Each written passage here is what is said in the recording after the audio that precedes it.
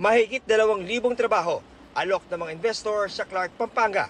Kabilang sa maaaring applyan ang nasa Information and Communication Technology sector, business process outsourcing, healthcare, tourism at industrial sector.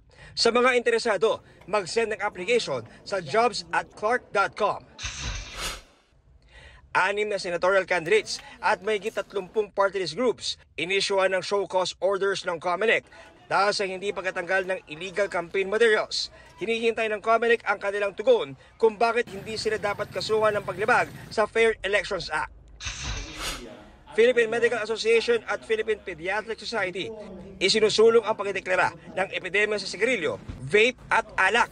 Batay sa datos, tumaas daw ng mahigit 1,000% ang bilang ng mga gumagamit ng vape, naninigarilyo at mga umiinom na kabataan mula noong 2021 hanggang 2023. Panawagan nila sa gobyerno, higpitan pa ang mga probisyon at pagpapatupad ng vape law at sin tax law.